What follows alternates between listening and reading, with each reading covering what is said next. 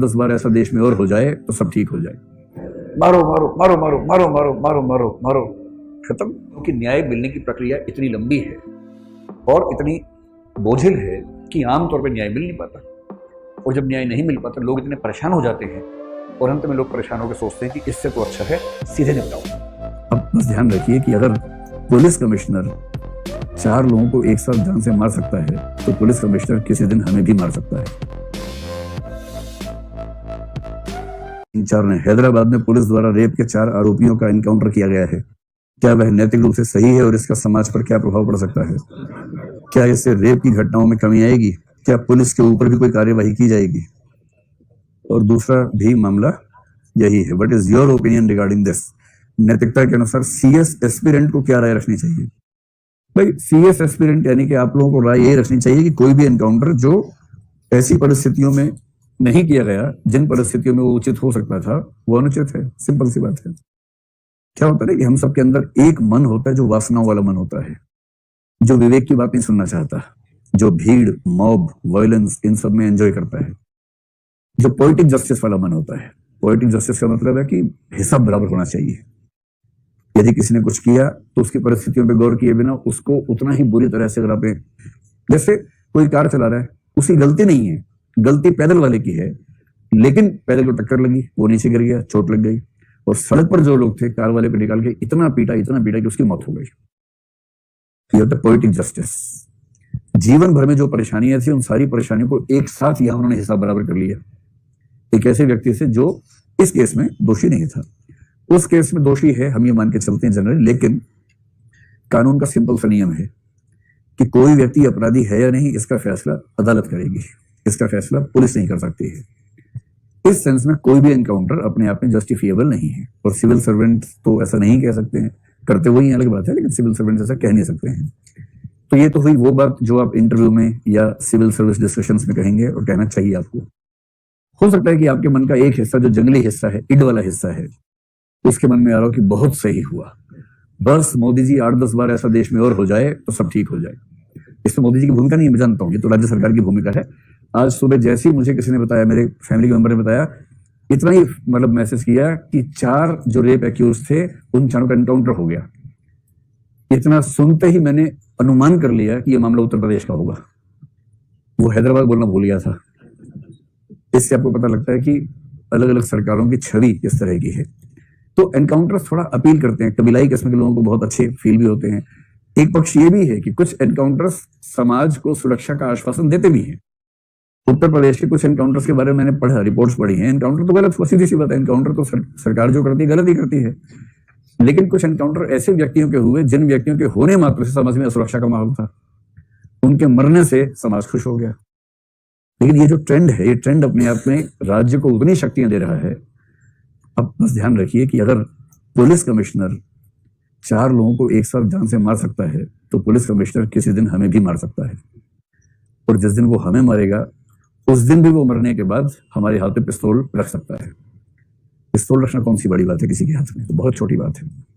और ये बात बहुत भरोसे की नहीं है कि वो 4 लोगों को ले गए होंगे सुबह 3 से 6 बजे के बीच में और भागने लगे होंगे, पुलिस का हथियार छीन लिया होगा, पत्थर फेंके होंगे, गोली ये बहुत भरोसे वाली बात है नहीं। ये सब बातें इसलिए कहते हैं कि कंशाइंस का जो मामला है ना, सोशल कंशाइंस का मामला, क्योंकि पूरे समाज की कंशाइंस ऐसी हो गई थी, उसको मरम्मत करने के लिए पुलिस चीफ ने मेरे ख्याल से सीएम की मौन सहमति या वर्बल सहमति से, जो लिखित में कहीं नहीं मिलेगी, ये फैसला किया होगा। अब सीएम और पुलिस चीफ दोनों मिलके बचाव करेंगे। केंद्र सरकार से भी आश्वासन मिला हुआ कि चिंता मत करना, हम देख लेंगे ऐसे मामलों में, और अभी सुप्रीम कोर्ट भी ठीक चल रहा है, टेंशन मत लेना ज्यादा, हम मैनेज कर लेंगे। मेरा ख्याल है कि इस लेवल पर ये सब बातें मैनेज होती हैं, और जो बुरा है वो तो बुरा ही है, सीधी सी बात है ना। वो कितना भी सुंदर लगे, अच्छा लगे, प्यारा लगे, जैसे कुछ लोग बोलते हैं पाकिस्तान से युद्ध होना चाहिए, कितना भी अच्छा लगे युद्ध, पर युद्ध बुरा है वो बुरा है। सो एनकाउंटर उन परिस्थितियों में नहीं हुआ जिनमें पुलिस के पास सेल्फ डिफेंस के लिए कोई चारा नहीं बच जाता है, ऐसा हर encounter academic point of view से, सिविल सर्विसेज के पॉइंट ऑफ व्यू से हम गलत ही मानेंगे, उसे समर्थन की संभावना बन ही नहीं सकती है। मतलब हो सकता है कि अगर हम वहां पुलिस चीफ होते शायद हमारा दिमाग वैसे काम कर रहा होता, अलग बात है, पर क्योंकि हम यहाँ हैं और हमारा दिमाग एकेडमिक तरीके से काम कर रहा है, तो हमारा निष्कर्ष वही रहेगा जो इस मामले में होना चाहिए। और आप में से तो कुछ लोग ऐसे होंगे जिनके मन में आ रहा होगा सही किया, कितने लोगों को लग रहा है कि सही किया, एकदम सही निपटाया कम वक्त को। हाँ बहुत बढ़िया, सही बात। और कितने लोगों को लग रहा है कि नहीं ये ठीक नहीं हुआ।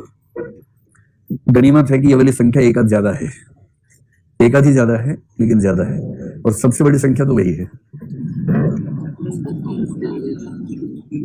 पुलिस ही हिंसा, हिंसा न भक्ति, बाकी लोग इस मूड में चल रहे हैं। चलिए समाप्त करें। जैसे अभी आप देखेंगे एनकाउंटर आजकल ठीक ठाक मात्रा में हो जाते हैं। एनकाउंटर अच्छा है या बुरा है, युवा लोगों से पूछो, बोलते हैं अच्छा तो हो रहा है, तुरंत न्याय मिल रहा है, मजा आ रहा है, खबरें अच्छी आती है, देखने में मजा आता है। पर उनको अभी ये नहीं समझ में आ रहा कि ये अंततः एक सिस्टम के लिए, संविधानवाद के लिए, कॉन्स्टिट्यूशनलिज्म के लिए अच्छी बात होगी या नुकसान की बात साबित होगी। क्योंकि अंततः यदि ऐसी कल्चर डेवलप हो जाती है एनकाउंटर की, तो इसका मतलब यह हुआ कि पुलिस को किसी अपराधी या आरोपी को मारने के लिए अदालत की जरूरत नहीं है। फिर तो मॉब लिंचिंग भी अच्छी है, जनता ने पुलिस की भी जरूरत नहीं समझी। चोरी हुई, तुरंत फैसला हुआ, निपटाया उसको, वहीं मिट्टी का तेल डाला, आग लगाई, काम खत्म, तत्काल न्याय हो गया। अगर हम तत्काल न्याय के सिद्धांत पे चलेंगे तो कुछ दिन कुछ मूर्ख किस्म के लोग कहेंगे कि मजा आ गया, तुरंत न्याय होता है, देर नहीं होती है। लेकिन इसमें खतरा हमेशा ये है कि अगर 50 लोग मिलकर नारा लगाने लगे कि 51वां आदमी बच्चा चुरा के भाग रहा था, जबकि वो नहीं भाग रहा था, उसे पता भी नहीं, पर 50 लोग चिल्ला रहे हैं, हो सकता है उन 50 की दुश्मनी उस व्यक्ति से हो किसी बात को लेकर, और उनमें से एक कहे मारो मारो, सब कहे मारो मारो मारो। आसपास की भीड़ इकट्ठी हो गई, भीड़ को इमोशनल करने के लिए क्या कहना है, बच्चा उठा के भाग गया था, बल्कि छोटी बच्ची उठा के भाग गया था। अब उस समय भीड़ विवेकशील निर्णय देगी या भावनाओं बह जाएगी, उस समय बह जाएगी, मारो मारो मारो मारो मारो मारो मारो मारो मारो, खत्म, जला दिया। और वो आदमी सोच रहा है हुआ क्या, मैं तो यहां से गुजर रहा था और गुजर गया। अब आप ये बताएं, मॉब लिंचिंग, एनकाउंटर्स, इन चीजों से सुन के मजा आता होगा आपको कभी कभी, लेकिन एक लोकतंत्र के लिए, एक कॉन्स्टिट्यूशनल सिस्टम के लिए, एक संवैधानिक देश के लिए लॉन्ग टर्म में ये चीजें सही होंगी या गलत होंगी? गलत होंगी। पर ये अच्छी क्यों लगती हैं? क्योंकि न्याय मिलने की प्रक्रिया इतनी लंबी है और इतनी बोझिल है कि आमतौर पर न्याय मिल नहीं पाता, और जब न्याय नहीं मिल पाता लोग इतने परेशान हो जाते हैं, और अंत में लोग परेशान होकर सोचते हैं कि इससे तो अच्छा है सीधे निपटाओ।